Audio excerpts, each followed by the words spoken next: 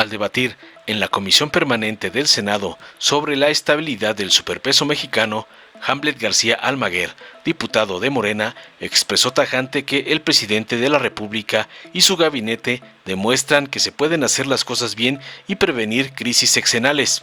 Este gobierno ha tenido premios internacionales por el manejo de la deuda y se ha logrado no tener una crisis de fin de sexenio, aseveró.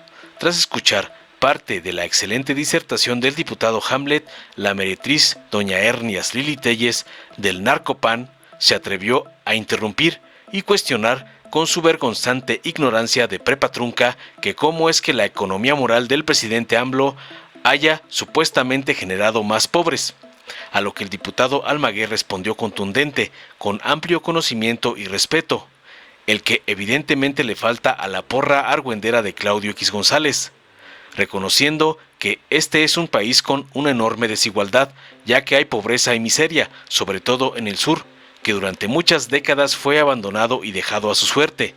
El aumento de la pobreza en algunas regiones del país se debió principalmente a la crisis que se generó a partir de la pandemia de COVID-19. Eso es un impacto que existe a nivel mundial, fenómeno conocido como la precarización. Finalmente le pidió tener paciencia, ya que es herencia de los gobiernos del PAN, ya que lamentablemente traicionó al movimiento, que espera ver qué ocurre cuando Morena tenga 3 sexenios de gobierno para consolidar la cuarta transformación, finalizó contundente.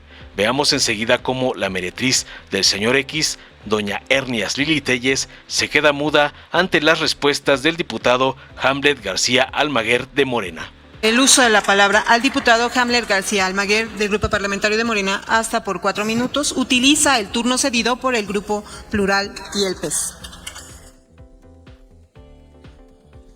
Por el PES, creo.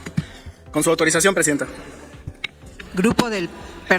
Diputado, por el Grupo Parlamentario del PES. Gracias, Presidenta, con su autorización. Vamos a hablar de algunas mentiras que se dijeron en 2017. Cuando resultaba evidente que Andrés Manuel López Obrador, el hoy presidente de la República, se enfilaba a aplastar a la oposición en las elecciones del año 2018, la derecha afirmaba a través de redes sociales, a través también de comunicadores y de supuestos expertos en finanzas, que hacia el 5º año de su gobierno el peso tendría una devaluación significativa y se acercaría a una paridad de 30-1. Mentira. Porque esa es la doctrina de la derecha. Y hoy el presidente de la República y su gabinete demuestran que se pueden hacer las cosas bien y que se pueden prevenir crisis sexenales. Paisana, no permítame hay continuar, diálogos, por favor. Gracias. Pertenezco a una generación nacida en la crisis. Primero la de 1987, donde el Producto Interno Bruto cayó casi 4%, por una apuesta que hicieron los gobiernos del PRI a dedicarle todo al petróleo. Se derrumba el petróleo, se derrumba la bolsa de valores y después cae la economía. Todavía era un niño cuando en 1994 y 1995 otra crisis derrumbó a este país, auspiciada por tecnócratas educados en universidades de Estados Unidos, pero que habían hecho negocios sucios a través del FOBAPROA, escondiendo la deuda de todas las corporaciones y todos los intereses que estaban cuidando desde el poder. Ya había existido transición en el 2001, bajo el mandato de Fox, cuando se tuvo otra crisis económica significativa, a partir sí también de factores internacionales. No se diga de la crisis del 2008-2009, que enterró las aspiraciones que tenían los ciudadanos de este país a poder hacerse de una vivienda, a poder generar riqueza a través también del esfuerzo y, ¿por qué no?, del crédito. De 3.50 a 7, de 7 a 10, de 10 a 13 y de 13 a 18. Así la paridad en los gobiernos del PRIAN.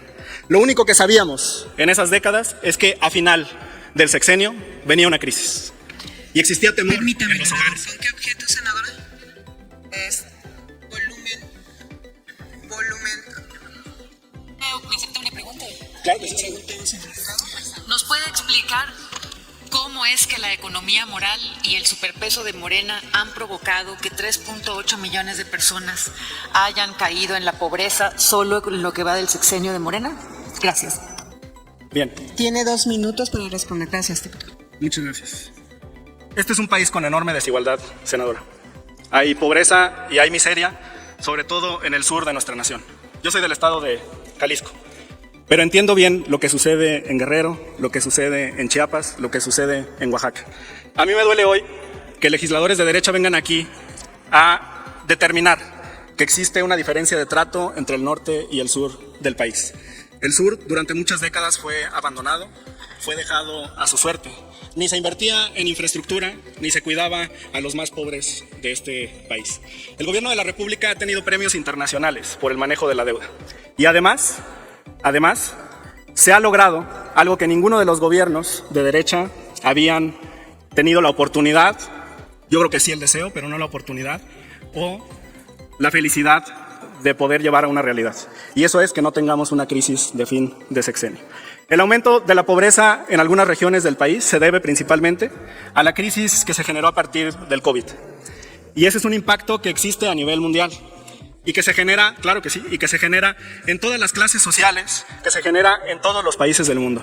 Ese fenómeno, senadora, es enunciado por uno de los grandes economistas de nuestra actualidad, Thomas Piketty, como la precarización. Y esa precarización afecta principalmente a mi generación. Ni siquiera quienes tienen una educación universitaria, quienes trabajan en corporaciones transnacionales, quienes han tenido la oportunidad de viajar por el mundo, tienen oportunidades como las que su generación tuvo, donde era más fácil poder adquirir una vivienda, donde existían oportunidades para desarrollarse y tener una familia. Y esa es una decisión que ha sido hoy postergada por muchas personas que pertenecen a mi generación. Concluya, se trata entonces, por favor, senadora, y con esto termino de contestarle, de una herencia por los gobiernos que el PAN, que la derecha le dejaron a este país, con un cúmulo de factores también internacionales. Yo le pediría que tenga paciencia. Lamentablemente usted traicionó al movimiento. Pero que tenga paciencia para que vea lo que ocurre cuando Morena tenga 3 sexenios de gobierno en este país, porque entonces habremos consolidado la cuarta transformación. Gracias, presidenta. Continúe el orador. Bien. Entre otras noticias importantes también que se viven en nuestro día, cómo se desinflan las bancadas de la derecha en los estados. La renuncia masiva de legisladores del PRI en el estado de Hidalgo. La renuncia masiva de perfiles relevantes del PRI en el estado de Sinaloa. Yo le quiero decir hoy a todas las personas que no acompañaron al movimiento en 2018 y 2021 que las puertas están abiertas. 6 grandes hombres y mujeres están recorriendo el país en estos momentos sin cometer actos anticipados de campaña. La ignorancia los lleva a obviar que el Tribunal Electoral del Poder Judicial de la Federación ha determinado como doctrina jurisprudencial que solo existen actos anticipados de campaña cuando existe un llamado expreso e inequívoco al voto. Lamento decirles que para sus intereses no existen actos anticipados de campaña. Gobernaremos este país durante más sexenios. Muchas gracias, presidenta. Buenas tardes. Gracias. A continuación. México ya no se escribe con M de machismo, se escribe con muchas letras, pero se escribe con M de madre y M de mujer. Nuestra patria libre y soberana, por voluntad de su pueblo, está escribiendo el capítulo de la igualdad, de la justicia, de la revolución de las conciencias. Pido que digan conmigo, ni un paso atrás en la transformación. Vamos al encuentro con el pueblo de México. ¿Me van a acompañar en esta hazaña? Es tiempo de continuar con la transformación. Es tiempo de profundizar en el bienestar del pueblo de México. Hemos hecho historia, seguimos haciendo historia y vamos a seguir haciendo historia. Gracias por permitirme gobernar esta maravillosa ciudad. Gracias por estar juntos y juntas. Gracias por seguir animando la esperanza. Gracias por hacer grande esta ciudad. Gracias por permitirme seguir a su lado. Y como dice el presidente Andrés Manuel López Obrador, amor con amor se paga. O dicho de otra manera, el cariño y el amor de un pueblo se lleva siempre en el corazón. ¡Viva la igualdad! ¡Viva la Ciudad de México! ¡Viva la cuarta transformación de la República! ¡Viva México!